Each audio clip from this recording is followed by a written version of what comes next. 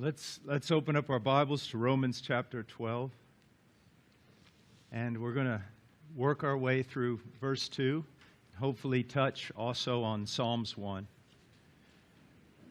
It is such a privilege for me to be here this morning. And my heart is full of joy.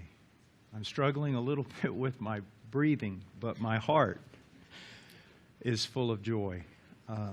Truly, truly. What a happy day. Now,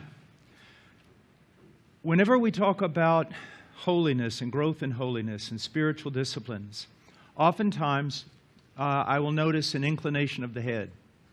The head will drop because people are very aware that they have not devoted themselves to the devotions as they ought.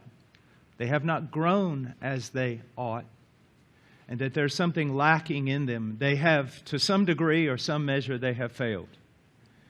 That's true with any man, no matter how spiritual, any woman, no matter how much they have grown in Christ.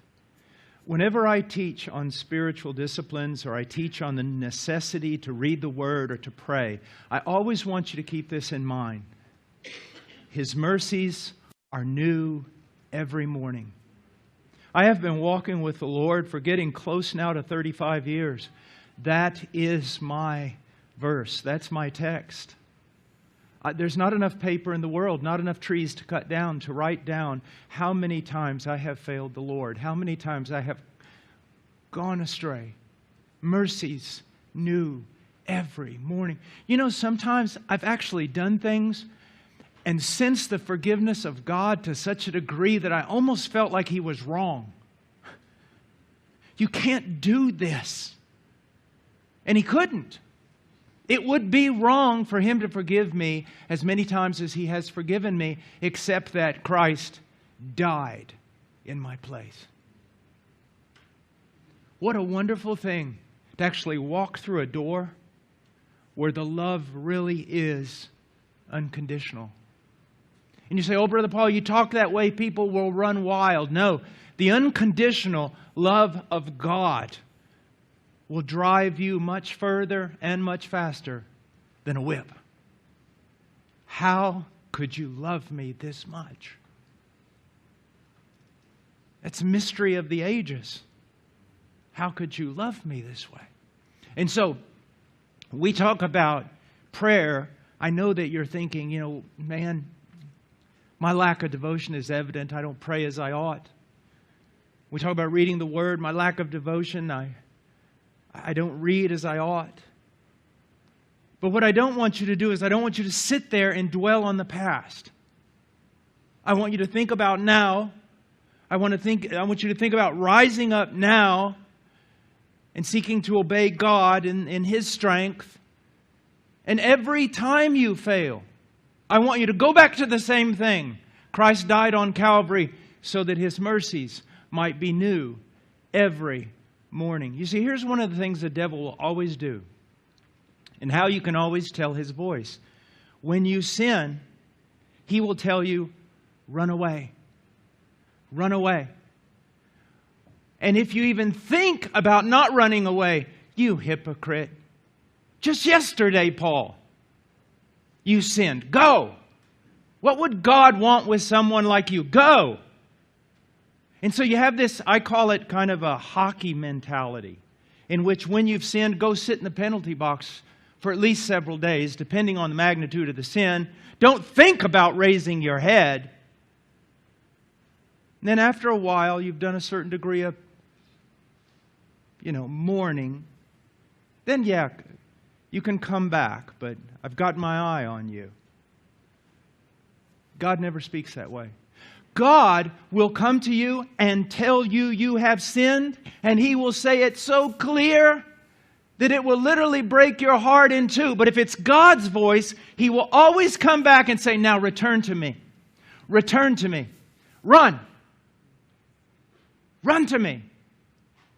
I've sinned. I can't run to Him. You've sinned. You must run to Him. You see.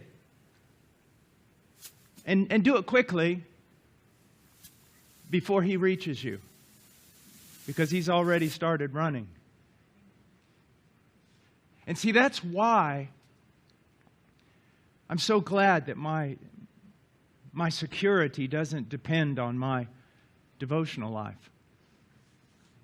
I'm so glad that my salvation doesn't depend on the most spiritual nanosecond I've ever had, because it would not be enough to save me, to keep me.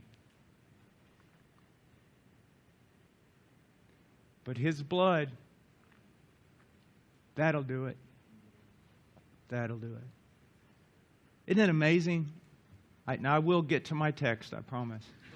But isn't it amazing that the Apostle Paul, so devout, so many years, so much hardship, so much devotion,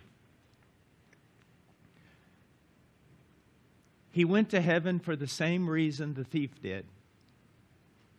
The murderous bandit hanging on a tree. Some people get mad about that. I happen to really like that, because if it was any other way, I would not be going to heaven and would have no confidence for heaven. One day, walking around heaven, I'm not going to run up to you and then call a whole bunch of people and say, hey, come here, come here, come here. I want to tell you every wonderful thing that Sean did for Jesus in order to glorify Jesus. That's not what I'm going to do. I'm going to grab a hold of Sean, and then I'm going to say, hey, everybody, come here, come here. I'm going to tell you everything that Jesus did for Sean. You see the difference?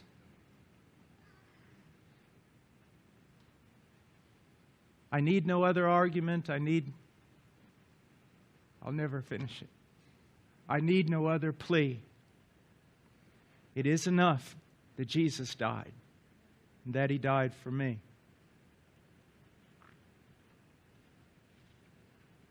So every time you talk about Jesus, you cry. You can't live this long and see that much faithfulness,